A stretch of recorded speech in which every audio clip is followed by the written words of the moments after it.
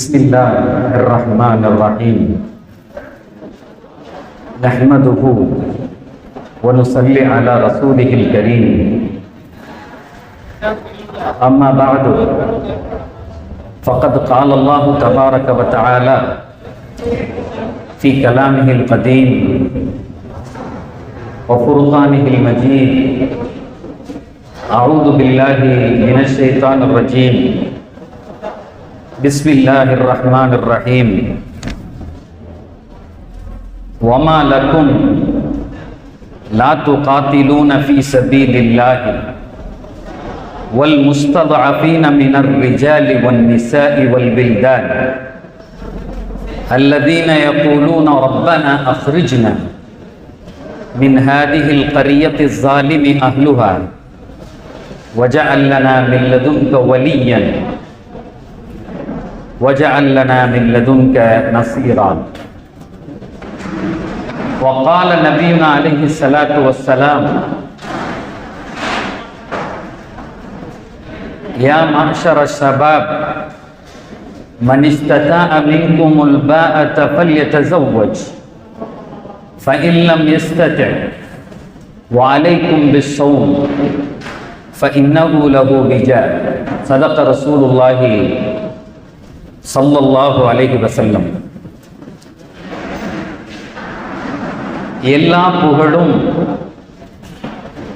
ஏக இறைவனான அல்லாஹ் ஒருவனுக்கே உரித்தானது. ஸலவாத்தும் ஸலாமும் நம் உயிருக்குயிரான உயிரினும் மேலான கண்மணி நாயகம் முஹம்மதுன் ரசூலுல்லாஹ் ஸல்லல்லாஹு அலைஹி வஸல்லம் அன்னவர்கள் மீதும் அன்னாரின் வழியிலே வந்த சத்திய சஹாபாக்கள், தோழர்கள், நல்லவர்கள், இந்த நிகழ்விலே குழுமி இருக்கிற நம் அத்துணை பேர்கள் மீதும் அல்லாஹுவின் சாந்தியும் சமாதானமும் என்றென்றும் உரித்தாவதாக என்று இறை இடத்தில் முறையோடும் நிறையோடும் சிரம் தாழ்த்தி கரம் ஏந்தி பிரார்த்தித்தவனாக 2 நாட்களாக நடைபெற்று வருகிற திருநெல்வேலி மாவட்ட ஜமாத்துல் உலமா சபை நடத்துகிற மீலாதுன் நபி விழாவோடு இந்த சமய நல்லிணக்க மாநாடு இதுகாரும் மிகச் சிறப்பாக நடைபெற்றிருக்கிறது. இதற்கு அடுத்து இறுதி அமர்வை நோக்கி இந்த நிகழ்வு நகர்கிறது. எனக்கு முன்னே பேசிய மரியாதைக்குரிய அண்ணன் ஜலீல் உஸ்மானி ஹஸ்ரத் அவர்கள் குறிப்பிட்டதை போன்று ஒரு முப்பரிமாணமாக பெருமானார் ரசூலுல்லாஹி ஸல்லல்லாஹு அலைஹி வஸல்லம் அவர்களை குறித்து பேசுகிற நேரத்தில் கண்டிப்பாக இந்த ஜமாத்துல் உலமா சபை எடுத்திருக்கிற இந்த காரணங்களை நாம் பேசாமல் இருக்க முடியாது. முதலாவது, ஜமாத்துல் உலமா ஒரு பேரணியை ஏற்பாடு செய்திருக்கிறது. அதிலே மனித மனங்களை மயக்குகிற போதைக்கு எதிரான வாசகங்கள் சொல்லப்படுகிறது. ஒரு அழகிய முன்னெடுப்பு. வேற வேற இடங்கள்ல போதைகளை பற்றி அல்லது இது போன்ற லாகிரி வஸ்துகளை பற்றி பேசுவது என்பது வேறு, ஜமாத்துல் உலமா முன்னெடுத்திருப்பது என்பது மிக முக்கியமானது. ஏனென்று கேட்டால் இந்த பொறுப்பை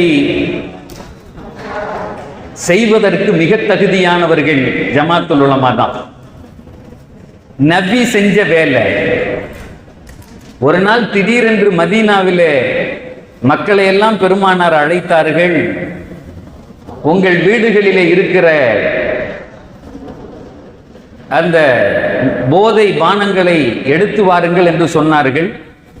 சிலர் பானையோடும் சிலர் தோல் துருத்தியோடும் அதை பயன்படுத்துகிற வாகனத்தை கூட ஒருத்தர் எடுத்துட்டு வந்ததாக வரலாறு சொல்லுகிறது. ஒரு பொது வெளியில நிக்க வச்சிட்டு தன்னுடைய சகாக்களான அபூபக்கர் ரலியல்லாஹு தஆலா அன்ஹு, உமர் ரலியல்லாஹு தஆலா அன்ஹுவை அழைத்து கொண்டு பெருமானார் அந்த இடத்துக்கு போய் தன்னுடைய கையாலே ஒவ்வொரு பொருளையும் உடைச்சாங்க அப்படின்னு வருது ஹதீஸ்ல. அந்த தோல் துருத்தியை ஒரு கத்தியை வச்சு கிழிச்சாங்க. இதை பார்த்து உமர் ரலியல்லாஹு தஆலா அன்ஹு கேட்டாங்க, யார சொல்ல ஏன்ட்ட கொடுங்க, நான் ஒரு 2 கிழிக்கிறேன். அப்போதைக்கு பெருமானார் சொன்ன வார்த்தை, வேண்டாம், அதை நானே செய்கிறேன். நான் செய்ததாக இந்த உலகத்தினுடைய வரலாறுகள் பதிவு செய்யப்படட்டும். இன்றிலிருந்து என்னை பின்பற்றுகிற இந்த இஸ்லாமிய மக்கள் யாரை நபியாக ஏற்றுக்கொண்டிருக்கிறார்களோ இதை தொடக்கூடாது என்று சொன்னார்கள். 1400 வருஷமாக ஒரு சமூகம் போதையினுடைய வாடையை கூட மறந்திருக்கிறது அப்படிங்கிறதுக்கு பெருமானார் அன்னைக்கு செஞ்ச மதீனாவிலே செய்த வேலை மட்டும்தான். சகோதரர்களே, அதோடு மட்டும் இஸ்லாம் விடல, அதுக்கு தண்டனையே அறிவிச்சிச்சு. 80 கசையடியை மார்க்கம் சொல்லுகிறது. எப்படி அடிக்கணும்? பெருமானார் அடிச்சும் காட்டினாங்க. ஒருத்தர் கம்பால் அடிக்கணும், ஒருத்தர் செருப்பால் அடிக்கணும், ஒருத்தர் துணியால் அடிக்கணும். கையில எது கிடைச்சதோ அதாலெல்லாம் அவர் அடிக்கணும். யார் போதையை பயன்படுத்தினாரோ 80 கசையடி. சரி, பெருமானார் சொன்ன பின்னே இப்படிப்பட்ட கசையடிகள் நடந்திருக்கிறதா? மீண்டும் யாராவது செய்தார்களா அப்படின்னு கேட்டா 7 நிகழ்வுகள் வரலாறிலே பதிவு செய்யப்படுகிறது. அதற்கப்புறம் 7 பேர் இந்த அடியை வாங்கினாங்க அப்படின்னு சொல்லிட்டு வரலாறு பதிவு செய்யப்படுகிறது. 7ஓட முடிஞ்சு. அதுக்கப்புறம் திரும்ப யாரும் இந்த போதையின் பக்கம் செல்லவில்லை என்று வரலாற்று சான்றுகள் நமக்கு தெரிவிக்கின்றன. 2வது, நாயகம் ஸல்லல்லாஹு அலைஹி வஸல்லம் அவர்களை குறித்து பேசுகிற இந்த நேரத்தில் இளைஞர்களை குறித்து பேச வேண்டும் என்று எனக்கு பொறுப்பு தந்திருக்கிறார்கள்.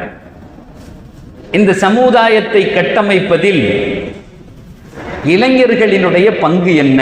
நிறைய ஸ்கூல் ஸ்டூடெண்ட்ஸு, காலேஜ் ஸ்டூடெண்ட்ஸ் இங்கே வருகை இருந்திருக்கிறார்கள். பார்க்கும்போதே சந்தோஷமா இருக்கு. அந்த பேரணியில் கலந்துக்கிட்டு அப்படி இங்கே வந்துட்டாங்க. அதற்கு முன்னே நிறைய பெரியவர்கள், பெற்றோர்கள், தாய்மார்களும் இங்கே வந்து வருகை இருந்திருக்கிறார்கள். சமுதாய கட்டமைப்பில் இஸ்லாமியர்களுடைய பங்கு என்று மீலாதுல ஏன் பேசணும் அப்படின்னு கேட்டா, சகோதரர்களே, முழுக்க முழுக்க ஒரு தலைவர் தன்னை சுத்தி எப்போதுமே இளைஞர்களை கூட வைத்திருந்தார் என்று சொன்னால் அது பெருமானார் மட்டும்தான். மற்ற எல்லா தலைவர்களும் வரலாற்றில் ஆலோசனை சொல்றதுக்கு பெரியவங்களை வச்சுக்குவாங்க, வழிகாட்டிகளை வச்சுக்குவாங்க, ஒரு மூத்தவர் ஒருத்தர் இருக்கட்டுமே சொல்லுவாங்க. ஆனால் பெருமானார் மட்டும்தான் தன்னை சுற்றி எப்போதும் ஒரு இளையவர்களின் கூட்டத்தை முழுமையாக வைத்திருந்தார்கள். எந்த சஹாபி எடுத்து பார்த்தாலும் 25 to 30 வயசை தாண்டி இல்லை. உமர் ரலியல்லாஹு தஆலா அன்ஹு 25 வயசு இஸ்லாத்தை ஏற்கும் போது அந்த இளம் பிராயத்தை மிக அழகாக பெருமானார் பயன்படுத்தி கொண்டார்கள். ஒரு உதாரணம் அல்ல, 2 உதாரணம் அல்ல, வரிசையாக இளைஞர்கள் என்ன செஞ்சாங்கன்னு நம்ம உதாரணத்தை சொல்லிக்கிட்டே போகலாம். முக்கியமான செய்தி இன்னைக்கு என்ன அப்படின்னா, சமுதாயத்தை கட்டமைப்பதில் இளைஞர்களுடைய பங்கு அப்படின்னு ஒரு தலைப்பு தந்திருக்காங்க.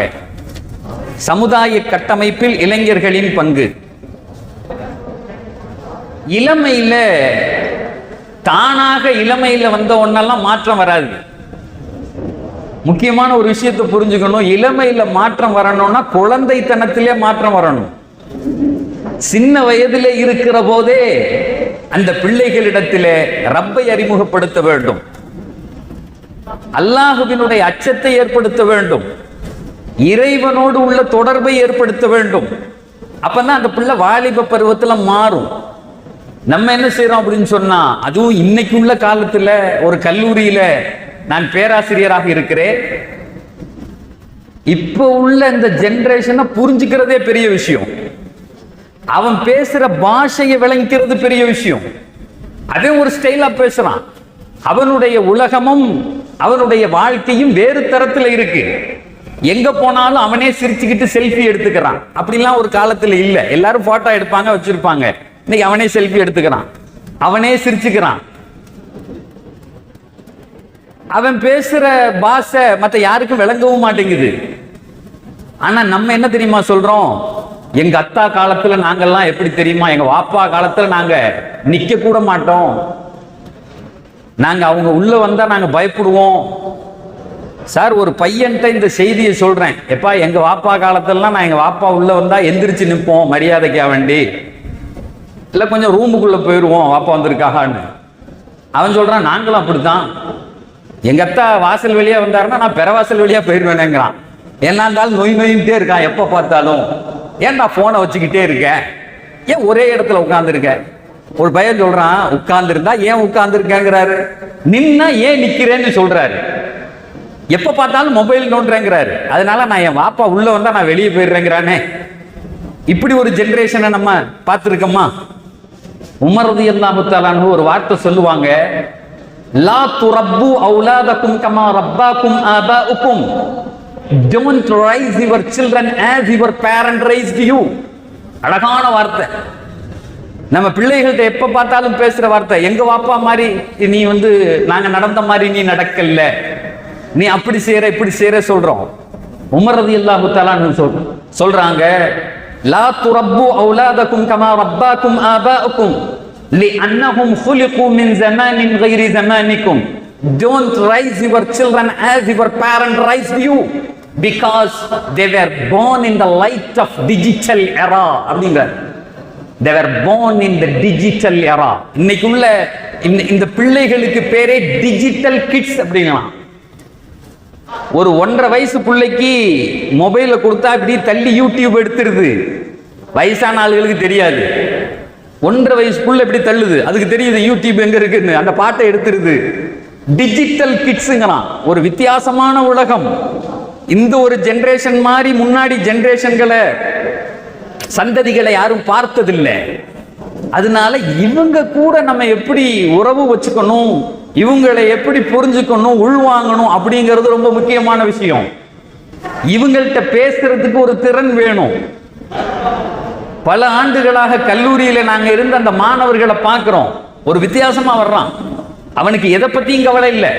ஒரு பையனை கூப்பிட்டு கேட்டேன், ஏன் ஒழுங்கா படிக்கிறது இல்லடா அப்படின்னு கேட்டேன். இது ஒரு வாத்தியார் கேட்கறது தானே, நல்லா படிச்சா நீ நல்லா இருக்கலாம் அப்படின்னு கேட்டதுக்கு அந்த பையன் அவன் சொல்றான், நல்லா படிச்சு என்ன செய்யன்னு கேட்டான். வேலைக்கு போவல்ல அப்படின்னு. அதை எங்க அத்தா பார்த்துக்குவாருங்களாம், எங்க வாப்பா பார்த்துக்குவாரு. இந்த காலேஜில் சேர்த்து விட்ட மாதிரி, என்ன படிக்கிறதுக்கு காசு கட்டினது மாதிரி எனக்கு வேலையும் அவர் வாங்கி கொடுப்பாரு சார், நீங்க அதை பத்தி கவலைப்படுறீங்க. இப்படிலாம் ஒரு காலத்துல பேச மாட்டான். ஸ்கூல்ல இருந்து காலேஜ்லயே பல பேர் வாப்பா சேர்த்து விட மாட்டாங்க, நம்மளா போய் சேர்ந்துக்கணும், நம்ம தான் போகணும். நம்மளே சேர்ந்துக்கிட்டு நம்மளே படிச்சுக்கிட்டு டிகிரியை வாங்கி வேலை தேடி படாத பாடுபட்டு மேலே வரணும். ஆனா இன்னைக்கு பிள்ளைகள் அப்படி அல்ல. they are in the sophisticated life. ரொம்ப சுகமா வாழணும்னு நினைக்கிறான், எந்த சிரமமும் இல்லாம. சிரமத்தை பூரா அத்தா அம்மா எடுத்துக்கணும்னு நினைக்கிறான். இப்படி ஒரு வாழ்க்கை வாழுகிற இந்த இளைஞர்களை சரிபடுத்துகிற வேலையை இஸ்லாம் செய்கிறது. சகோதரர்களே, எனக்கு தரப்பட்ட நேரத்திற்குள்ளே இந்த இளைஞர்களை கட்டமைப்பதற்கு 5 செய்தியை பெருமானார் சொன்னாங்க. அந்த 5 செய்தியை சொல்லிட்டு நான் என்னுடைய உரையினுடைய நிறைவுக்கு வருவேன். இங்கே நிறைய பெற்றோர்கள் இருக்கிறீர்கள், ஸ்கூல் பிள்ளைங்க, காலேஜ் ஸ்டூடெண்ட்ஸ் இங்க வந்திருக்காங்க. பெற்றோர்களுக்கும் அந்த செய்தி தேவை, பிள்ளைகளுக்கு அந்த செய்தி தேவை. 5 செய்தியை பெருமானார் குறிப்பாக வாலிப வயது உள்ளவர்களுக்குன்னே பேசினாங்க. முதலாவது செய்தி நாயகம் ஸல்லல்லாஹு அலைஹி வஸல்லம் சொல்றாங்க, ஹிஃபாதத்துன் நஃப்ஸ். உயிர்னா என்னன்னு உங்க பிள்ளைகளுக்கு கொஞ்சம் சொல்லிக் கொடுங்க. உயிர்னா என்னன்னு உங்க பிள்ளைகளுக்கு சொல்லிக் கொடுங்க. ஏன் அப்படின்னா, ஒரு லேசா பரீட்சையில 2 மார்க் குறைச்சு எடுத்தா செத்து போயிருதுங்க. ஒரு மொபைல் அம்மா வாங்கி பார்த்ததுக்குன்னு உயிரை விடுகிற பிள்ளைகள் இருக்கிறது. அந்த பிள்ளை சொல்லுது, என் பிரைவசியில நீ தலையிடாதங்கிறது. என்னுடைய பிரைவசிங்கிறது யார? பெத்த அம்மாவை அத்தாவை பார்த்து. அதை தாண்டி ஒரு பெற்றோருக்கு என்ன இருக்கிறது? முதல் விஷயம் உயிர் பாதுகாப்பு. இஸ்லாம் சொல்லுகிறது நிறைய ஊர்களில் சமீபமாக நடக்கிற செய்தி உங்களுக்கு எல்லாம் நல்லா தெரிஞ்சிருக்கும். அதுவும் திருநெல்வேலி மேலப்பாளையம் சைடில் கேட்கவே வேண்டியதில்லை. பாப்பா வெளிநாட்டில் இருக்காரு, எனக்கு ஒரு பைக் வாங்கித்தாங்கன்னு நிற்கிறான். அதுவும் சும்மா இல்லை, எனக்கு 1000 சிசி வாங்கிட்டா, 300 சிசி 500 சிசி வாங்கிட்டான்னு வாங்கிக்கிட்டு அந்த பையன் அதில் ஓட்டி பார்க்குறான். சும்மாலாம் ஓட்டுறது இல்லை. எங்கள் வாப்பாவை இவன் ஏமாத்திட்டானோ என்னன்னு தெரியலையே. 160 வரையும் போயிருக்கு, முள்ளு அந்த இது போட்டிருக்கு நம்பரு. நான் அது வரையும் அந்த முள்ளு போகணும்னு ஓட்டி ஓட்டி பார்க்கான். எதுல? ஹைவேல. 120 60 வரையும் அந்த முள்ளு போகுதோ இல்லையே, இவன் முதுகு முள்ளு போயிருக்கு. முதுகு முள்ளு காலி ஆயிருக்கு. எங்க கல்லூரியில் நான் அடிக்கடி சொல்றது, ஒரு பையன் வேகமா போனான் பைக்ல. வெளியில இருந்தேன், அவனை பார்த்துட்டேன், ஏன் இவ்வளவு வேகமா போறான். அடுத்த நாள் காலேஜுக்கு வந்தவன கூப்பிட்டு கேட்டேன், ஏன் வேகமா போனேன் பைக்ல. அந்த பையன் சொன்னான், ஒன்றும் இல்லை சார் அப்படின்னா. இல்லை சொல்லியா, எதுவும் பிரச்சனையா, எதுக்கு இவ்வளவு வேகம்? அந்த பையன் சொன்னான், எனக்கு முன்னாடி இன்னொருத்தன் வேகமா போனான், அவனை முந்தணும்னு போனேன், அதை தவிர வேற எதுவும் கிடையாது. உடனே நான் கேட்டேன், அவனுக்கு முன்னாடி ஒருத்தன் போனான் பாத்தியா இல்லையான்னு. சார் ஏன் இதே வேகமா போற பைக்கு எனக்கு முன்னாடி அவனுக்கு முன்னாடி அவன் யாரு சார், நான் பார்க்கலையேன்னா. அதான் இஸ்ராயேல்னு சொன்னேன். இஸ்ராயேல அந்த பயல காலி வந்ததுக்கு கூட்டு போயிட்டு இருக்காரு வேகமா. நீ ஏன்டா போற, நீ வாழ வேண்டிய புள்ளடா, இங்க இருக்கணும், படிக்கணும், இன்னும் வாழ வேண்டிய காலம் இருக்கு. அவன் பின்னாடி, இஸ்ராயலுக்கு பின்னாடி உனக்கு என்ன வேலை? அவன் சகோதரர்களே, எங்க பிள்ளைகளுக்கு உயிரின் அருமை தெரியவில்லை. பெருமானார் சொன்னாங்க, அத்தா நீ வாழணும் நாங்க, நீ இருக்கணும் நாங்க, அதனால உன்னுடைய உயிர் இங்கே ஹிஃபாபத்துன் நஃப்ஸ். பெருமானார் பேசுவார்கள். இந்த உலகத்தில் முக்கியமான விஷயம் பெருமானார் வந்து சொன்னது, இந்த உலகத்துல நீங்க இருக்கணும். அந்த இருக்கிறத எதெல்லாம் கெடுக்குமோ, யுவர் எக்ஸிஸ்டன்ட் நீடட் அப்படின்னு சொல்லுவாங்க. உன்னுடைய இருப்பு தான் இந்த உலகத்தில், நீ வாழும் இந்த உலகத்துல. முதல் செய்தி தாய்மார்களுக்கு சொல்லிக் கொள்ளுகிறேன், உங்கள் பிள்ளைகளுக்கு நீங்கள் சொல்லாதீர்கள். நம்ம சொல்ற எந்த பேச்சையும் கேட்கிற லெவல்ல இன்னைக்கு பிள்ளைகள் இல்லை. எங்க பெருமானார் சொன்னாங்கன்னு சொல்லுங்க, அந்த வார்த்தைக்கு ஒரு மரியாதை உண்டு. எங்க அல்லாஹ் சொன்னா சொல்லுங்க, அது அவனிடத்தில் கேட்கிறதோ இல்லையோ, அவன் இதயத்தில் அது கேட்கும். இந்த நிகழ்ச்சி முடியும் போது, நான் பேசி முடிக்கும் போது உங்களுக்கெல்லாம் ஒரு செய்தியை சொல்லுவேன். நீங்க அந்த வார்த்தையை சொன்னா அல்லாஹ் உங்கள் பிள்ளைகளை பாதுகாப்பானே, அந்த வார்த்தையை சொல்லுவேன். நான் மறந்துட்டா என்கிட்ட கேட்டுக்குங்க. உங்க பிள்ளைய ஆணோ பெண்ணோ வெளியே அனுப்பும் போது போன முகத்தோடு, வண்டியில போனது மாதிரி என் பையன் திரும்ப வரணும், என் மக தவறான வழியில போயிடக்கூடாது, திரும்ப வரணும்னு நீங்க நினைச்சீங்கன்னா, அல்லாஹும் அல்லாஹ்வினுடைய தூதரும் நமக்கு ஒரு செய்தியை சொல்லி தர்றாங்க. அதை முடிக்கும் போது சொல்லுவேன் இன்ஷா அல்லாஹ். அதை நான் சொல்லன்னா நீங்க கேட்டுங்க. ரெண்டாவது பெருமானார் சொல்லுகிறார்கள், முதல் செய்தி உயிர் பாதுகாப்பு. இதை உங்க பிள்ளைகளுக்கு நீங்க சொல்லி தரணும், அதான் நீ இருக்கணும் தான். ரெண்டாவது பெருமானார் சொல்லுகிறார்கள் அறிவு பாதுகாப்பு. அறிவு பாதுகாப்பு. எந்த பொருள் உங்களுடைய அறிவை கெடுக்குமோ அதிலிருந்து உங்கள் பிள்ளைகளை நீங்கள் தூரப்படுத்த வேண்டும். அந்த பிள்ளைகளுக்கு எந்த அறிவெல்லாம் தேவையோ அது கிடைப்பதற்கு வழியை ஏற்படுத்த வேண்டும். இந்த ரெண்டு வழியும் பெருமானார் சொல்றாங்க. அறிவு பாதுகாப்பு உலகத்துல முக்கியமான வேலை. இந்த சமுதாயத்தினுடைய அறிவை அடுத்த ஜெனரேஷனுக்கு கடத்துறது. இந்த அறிவு பாதுகாப்பை நம்ம கெடுக்கக்கூடிய போதையாக இருக்கட்டும், அல்லது மொபைலாக இருக்கட்டும், அல்லது இது மாதிரி எந்த பொருள்லாம் உண்டோ அதை விட்டு நம்முடைய பிள்ளைகளை நாம் தடுக்க வேண்டும். அதற்கான வழிகாட்டுதல்களை நாம் செய்ய வேண்டும் என்று பெருமானார் சொல்றாங்க. இது இரண்டாவது பாதுகாப்பு, அறிவு பாதுகாப்பு. சொன்னது மட்டுமில்லை, பெருமானார் செஞ்சும் காமிச்சாங்க. தன்னுடைய பிள்ளைகளுக்கு அறிவை எப்படி கடத்துறதுன்னு சொல்லி கொடுத்தாங்க. தன்னுடைய மனைவி அன்னை ஹப்ஸா ரலியல்லாஹு தஆலா அன்ஹா திருமணம் முடிச்ச பின்னாடி அவங்கள போய் படிக்க சொன்னாங்க, எழுத படிக்க சொன்னாங்க. அந்த அம்மா கல்யாணம் முடிச்சுட்டு போய் எழுத படிக்கிறாங்க அன்னை ஹப்ஸா ரலியல்லாஹு தஆலா அன்ஹா. அதே அன்னை ஹப்ஸாவை இன்னொரு சந்தர்ப்பத்தில் பெருமானார் சொல்லுகிறார்கள், நீங்க மருத்துவம் படிச்சீங்கன்னு சொல்றாங்க.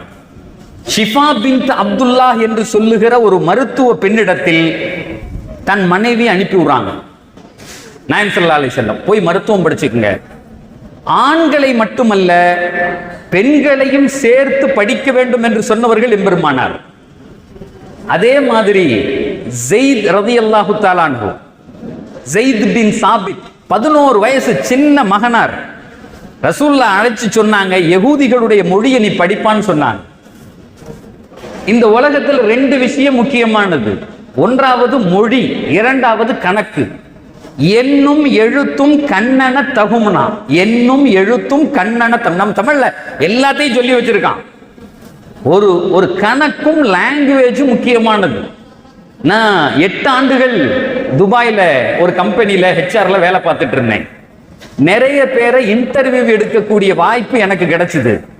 அதுல நான் பார்த்த வகையில நம்ம இந்தியாவிலிருந்து வருகிற பிள்ளைகளுடைய ஆங்கிலம் ரொம்ப மோசமா இருக்கும்.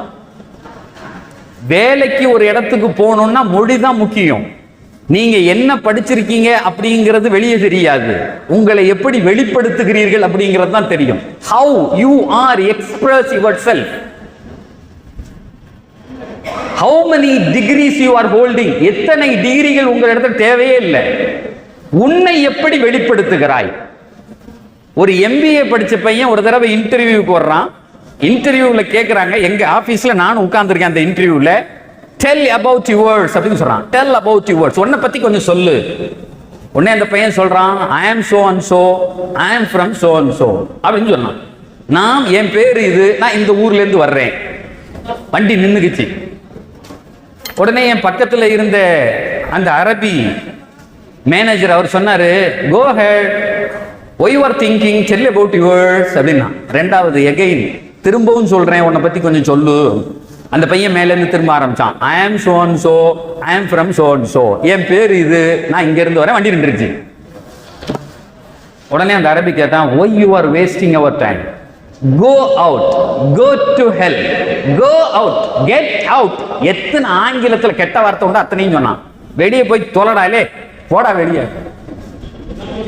இன்டர்வியூ முடிஞ்சு நான் வெளியே வர்றேன். அந்த பையன் நாங்கள் 3 பேரும் மேலே ரூம் இப்படி ஏறி 2 அந்த அரபி இன்னொருத்தரும் போயிட்டாங்க. நான் கீழே நின்றுருக்கேன். அந்த பையன் என்கிட்ட வந்து கையை பிடிச்சிட்டு அழுதான். அண்ணே நீங்கள் பார்த்து சொல்லுங்கண்ணே, நான் தமிழ்நாடு தான், எனக்கு 4 அக்கா, எங்கள் அப்பா வட்டிக்கு வாங்கி என்னை அனுப்பி விட்டாரு, என்னுடைய விசா காலம் முடிய போகுது, நான் திரும்ப போனேன்னா என் அக்காமாருக்கு கல்யாணம் நடக்காதுன்னாரு அப்படின்னு சொல்கிறான் அந்த பையன்.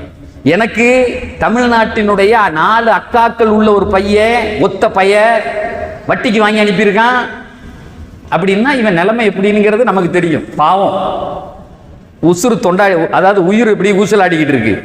சரிடா கேட்குறேன்டான்னு மேலே போய் அந்த அரபிட்ட உட்காந்து அவன்கிட்ட சொன்னேன், இதே மாதிரி அண்ணா உரீது அன் அக்கூலக்க செய்யம் மின் ஹதி தாலிப், இந்த இந்த இந்த இவரை பற்றி நான் கொஞ்சம் சொல்லிக்கலாம்னு நினைக்கிறேன், அவரை எடுப்போமே அப்படின்னு சொன்னேன்.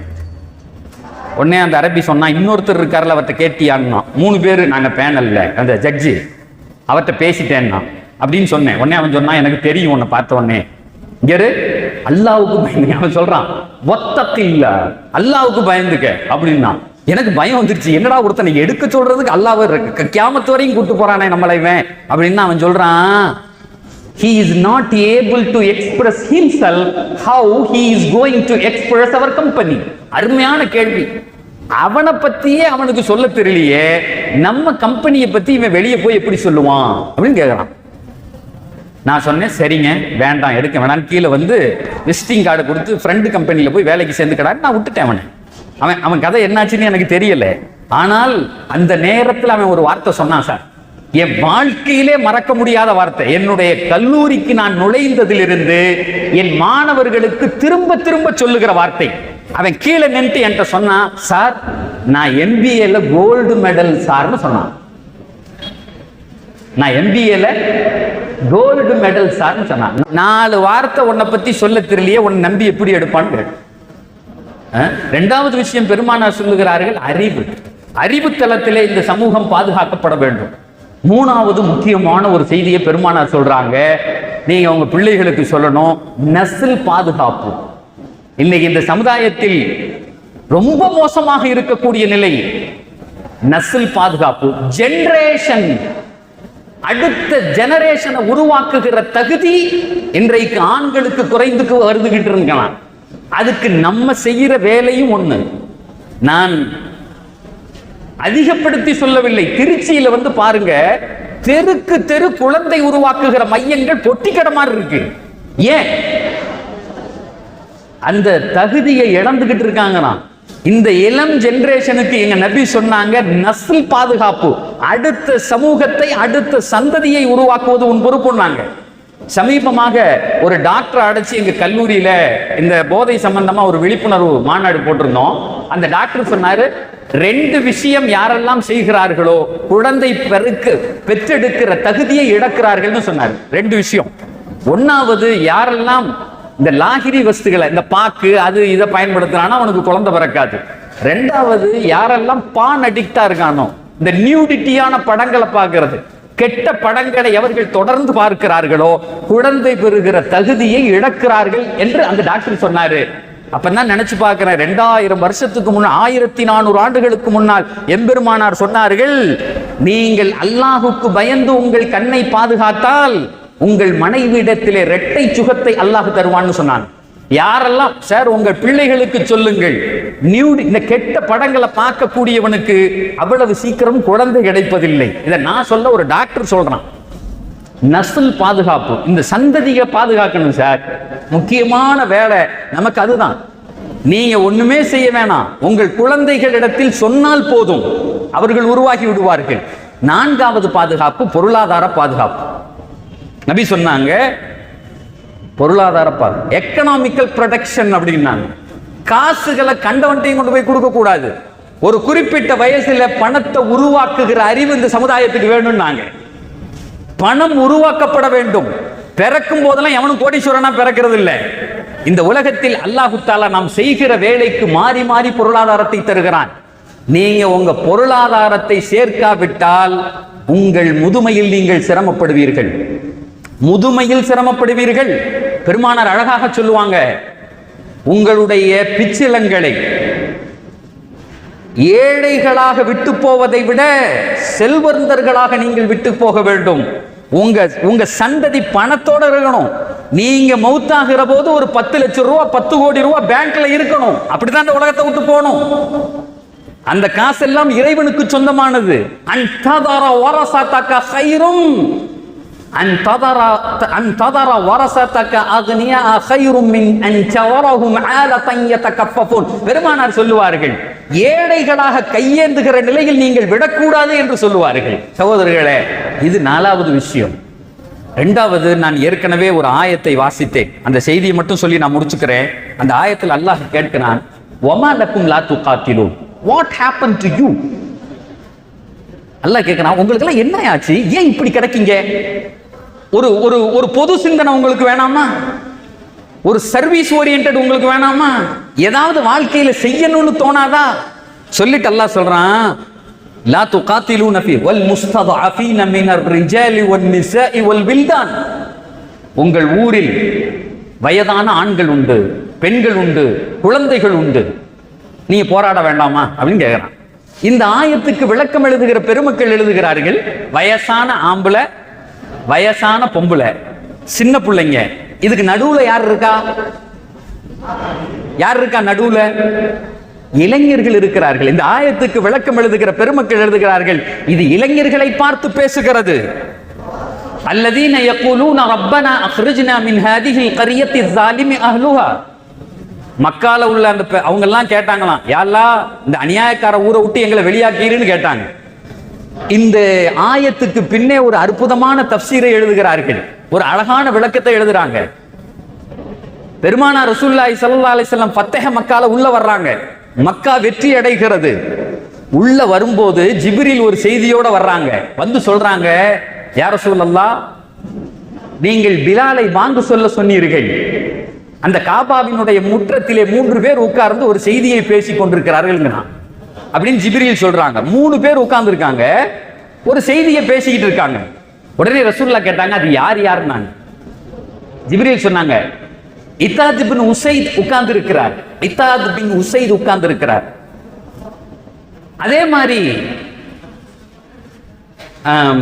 ஹர்ப் உட்கார்ந்து இருக்கார், இப்னு ஹர்ப் உட்கார்ந்து இருக்கார், அபூ சுஃபியான் பின் ஹர்ப் உட்கார்ந்து இருக்கார், 3வது ஹாரிஸ் பின் ஹிஷாம் உட்கார்ந்து, 3 பேர் உட்கார்ந்து.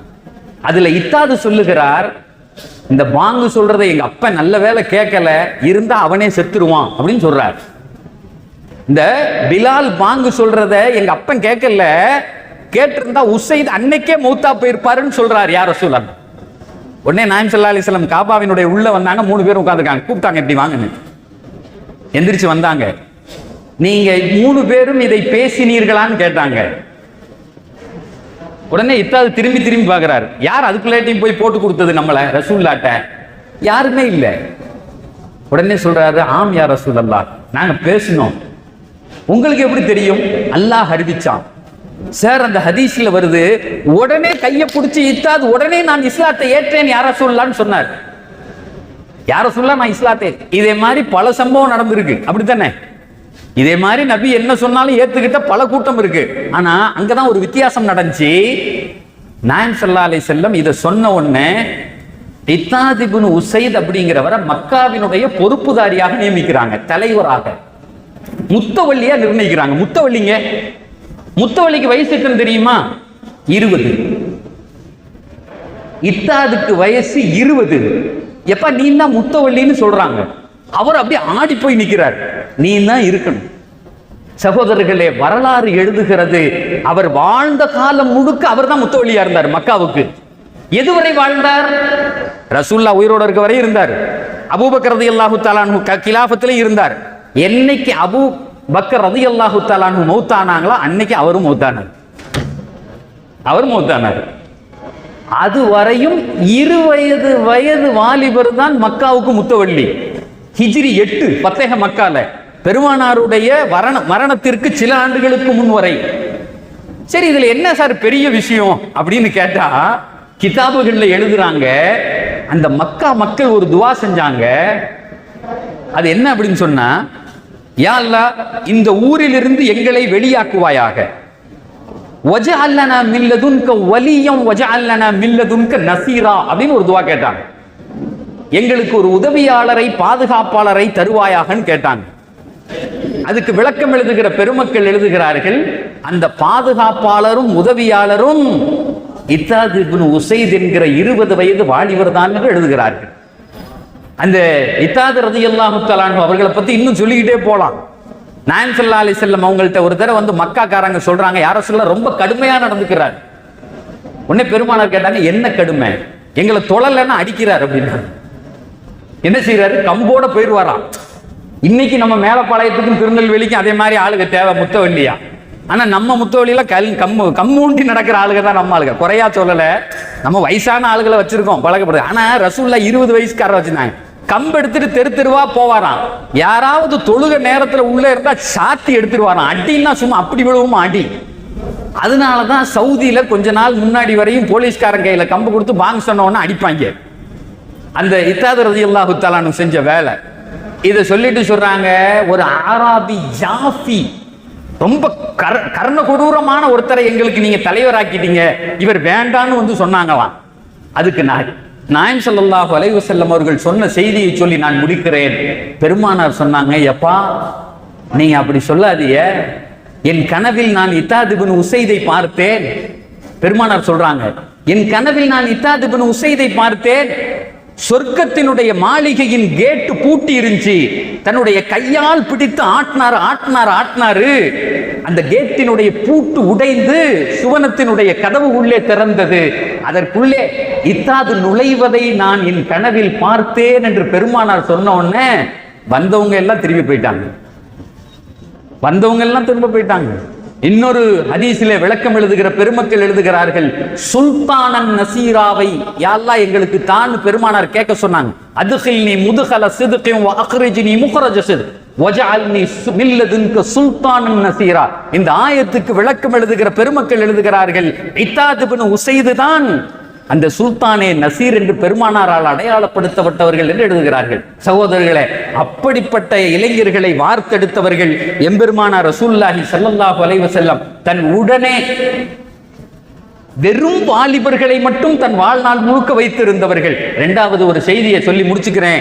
இன்றைக்கு உலகத்திலேயே வாலிபர்கள் அதிகமாக இருக்கிற நாடு India. The largest country which is having youth in the world, in the globe, around the globe, உலகம் முழுக்க வாலிபர்களை மட்டும் அதிகம் கொண்டிருக்கக்கூடிய நாடு. அதனால ரொம்ப பெரிய பிரச்சனை. ஏன்னா அவன் ஒரு ஃபெனட்டிக்ல இருப்பான், அவன் ஒரு மூட்ல இருப்பான். அந்த வாலிபம் அப்படிங்கிறது அது ஒரு வகையான ஜுனூன்னு சொல்லுவாங்க, அது ஒரு கிறுக்குத்தனம். அப்ப இந்த பிள்ளைகளை சரியும் படுத்தணும், இந்த பிள்ளைகளை வச்சு அடுத்த சமுதாயத்தையும் உருவாக்கணும், வருகிற சமுதாயத்திற்கு உதவியாக ஆக்க வேண்டும். அப்ப அதுக்கு திருக்குறான்ல இருந்து அல்லாஹ் நமக்கு ஒரு வசனத்தை சொல்லி தர்றான். பிள்ளைகளை பெற்றிருக்கிற தாய்மார்களை உங்களுக்கு சொல்லுகிறேன், என் பிள்ளைக்கு என்ன கோர்ஸ் படிக்கணும்னு தெரியல, படிச்சுட்டான் வேலை கிடைக்கல, வீட்டிலே இருக்கான், இவனை என்ன செய்யறது அப்படின்னு நீங்க நினைச்சீங்கன்னா இந்த ஆயத்தை உங்கள் பிள்ளைகளுக்கு மத்தியில் உட்கார்ந்து நீங்கள் ஓதினால் அல்லாஹ் மிகச்சரியான வழிகளை காட்டுவான் என்று நமக்கு வழிகாட்டுதல் சொல்லித் தரப்படுகிறது. ரப்பனா ஆத்தினா மின் லதுன்க ரஹ்மத்தன் வ ஹய்யிஅ லனா மின் அம்ரினா ரஷதா. ஆயிரக்கணக்கானவர்கள் இந்த துஆவை கொண்டு தங்களுடைய குழந்தைகளுக்கு வேலை பெற்றிருக்கிறார்கள். லட்சக்கணக்கானவர்கள் எங்கள் பிள்ளைகள் என்ன படிக்க வேண்டும் என்பதற்கு இந்த ஆயத்தின் மூலமாக உதவியை பெற்றிருக்கிறார்கள். நீ உங்க பிள்ளை இதை படிச்சாதான் நல்லா வருவான், இதை படிச்சா வரமா அப்படிலாம் நீங்க நினைக்க முடியாது. உங்க மகன் எங்க போக வேண்டுமோ இந்த ஆயத்தை மட்டும் நீங்கள் ஓதினால், ரப்பனா ஆத்தினா மின் லதுன்க ரஹ்மத்தன் வ ஹய்யிஅ லனா மின் அம்ரினா ரஷதா என்ற துஆவை நீங்கள் உங்கள் பிள்ளைகள் ஆணோ பெண்ணோ ஓதினால் அல்லாஹ் வழிகாட்டுவான். இரண்டாவது ஒரு விஷயம் சொன்னேன், போற எங்க பிள்ளைகள் பொம்பளை பிள்ளைகள் போன முகத்தோட ஸ்கூல்ல இருந்து வரணும், பைக்ல போற பையன் அதே மாதிரியே திரும்ப வரணும் அப்படிலாம் நம்ம நினைக்கிறோம். அப்படின்னு சொன்னா என்ன, இன்னைக்கு பையன் பைக்ல போனான்னா வயிற்றுல நெருப்பு கட்டிட்டு தான் உட்காந்துருக்கான். பொம்பளை பிள்ளை ஸ்கூலுக்கு போயிட்டு வர்றது வரையும் வயிறிலே நெருப்பு இருக்கிறது. திருக்குறானிலே அல்லாஹ் ஒரு வசனத்திலே சொல்றான், ஓ உஃபவ்விது அம்ரி இலல்லாஹ். சார் திரும்பவும் சொல்றேன், ஆயிரக்கணக்கானவர்கள் இந்த வார்த்தையை கொண்டு தங்கள் ஆண் பெண் பிள்ளைகளை பாதுகாத்திருக்கிறார்கள். ஓ உஃபவ்விது அம்ரி இலல்லாஹ். உங்க பிள்ளை வெளியே போகும்போது தலையில கை வச்சு அல்லது தோல்ல கை வச்சு இந்த துஆ ஓதுங்க. நீங்களே போனாலும் ஓதலாம். அந்த ஆயத்தை அல்லாஹ் சொல்லிட்டு இத சொன்னா என்ன நடக்கும்னு சொல்றான். வ உஃபவ்விது அம்ரி இலல்லாஹ் சொல்லிட்டு அல்லாஹ் சொல்றான், இன்னல்லாஹ பஸீரும் பில் இபாத். காலேஜுக்கு பிள்ளை போகுது, தலையில கையை வச்சு இந்த வார்த்தையை சொல்றீங்க. அல்லாஹ் சொல்றான், படியில இறங்குனதிலிருந்து திரும்ப வருகிற வரை உங்கள் பிள்ளையை பாதுகாக்கிற பொறுப்பை ரப்புல் ஆலமீன் எடுத்துக்கொள்ளுகிறார். ரப்புல் ஆலமீன் எடுத்துக்கொள்ளுகிறான். உங்க பையன் பைக் எடுத்ததுல இருந்து திரும்ப வர்ற வரையும் அதை பாதுகாக்கிற பொறுப்பை ரப்புல் ஆலமீன் எடுத்துக்கொள்ளுகிறார். ஃபவ்விது அம்ரி இலல்லாஹ் இன்னல்லாஹ பஸீரும் பில் இபாத் ஃபவகாஹுல்லாஹு ஸய்யிஆத்தி மா மக்கரு. அந்த பிள்ளையை யாராவது கெடுக்கணும்னு நினைச்சாலும், அந்த பையன் பின்னாடி உட்கார்ந்து கொஞ்சம் வேகமா போடான்னு எவனும் சொன்னாலும் அல்லாஹ் சொல்லுகிறான், அது காதில் விழாது, காதில் விழாது. போன முகத்தோடு உங்கள் பிள்ளைகள் உங்கள் இல்லம் திரும்பி வருவார். சார் இதை விட இந்த உலகத்துல நாம என்னத்தை பெருசா ஒரு சாதனையை நம்ம படைச்சிட போறோம்? எப்படி நம்முடைய பிள்ளைகளை நம்மால் பாதுகாக்க முடியும்? அல்லாஹ் சொன்ன வழிகளை தவிர இந்த இளைஞர்களை பாதுகாப்பதற்கு இன்னொரு வழி இல்லை. ஒரு அருமையான மாநாட்டை திருநெல்வேலி மாவட்ட ஜமாத்துல் உலமா சபை முன்னெடுத்திருக்கிறது. அல்லாஹ்வினுடைய மிகப்பெரிய கிருபை. அவர்கள் ஏற்படுத்தி இருக்கக்கூடிய இந்த நோக்கங்களை அல்லாஹ் பொருந்திக் கொண்டு பூர்த்தி செய்து இந்த விழா மிகச்சிறப்பாக நடந்து அதை இறைவன் பொருந்திக் கொள்ளுவானாக, அல்லாஹ் கபூல் செய்வானாக. இதன் வழியாக என்ன நல்லறங்களை இந்த ஜமாத்துல் உலமா சபை எண்ணி இருக்கிறதோ அத்துணை நல்லறங்களையும் அல்லாஹு தஆலா இந்த மீலாது விழாவின் வழியாக தருவானாக என்று சொல்லி இங்கே ஹஜரத் பெருந்தகை அவர்கள் வந்திருக்கிறார்கள். காஜா ஹஜரத் மாவட்ட தலைவர் வந்திருக்காங்க. அதே மாதிரி மரியாதைக்குரிய நம்முடைய அப்பா காலேஜினுடைய கரஸ்பாண்டன்ட்டு, நான் துபாயில் இருக்கும்போது ஒரு தடவை இவங்க துபாய்க்கு வந்தாங்க. அவங்களோடு சேர்ந்து இருக்கக்கூடிய பயணிக்கிற காலங்களை எல்லாம் எனக்கு அல்லாஹ் தந்தான். அவர் கூட ஒரு அரை மணி நேரம் பேசினது எனக்கு அவ்வளவு இன்ட்ரெஸ்டாகவும் ஊக்கமாகவும் இருந்தது. செக்ரட்டரி சாப் வந்திருக்காங்க. இங்கே இருக்கக்கூடிய அத்துணை உலமாக்களுக்கும் வருகை தந்திருக்கிற ஆண்கள், பெண்கள், பெரியவர்கள், தாய்மார்கள் அத்துணை பேருக்கும் என்னுடைய வாழ்த்தையும் நன்றியும் சொல்லி முடிக்கிறேன். அஸ்ஸலாமு அலைக்கும் வரஹ்மத்துல்லாஹி வபரகாத்துஹு.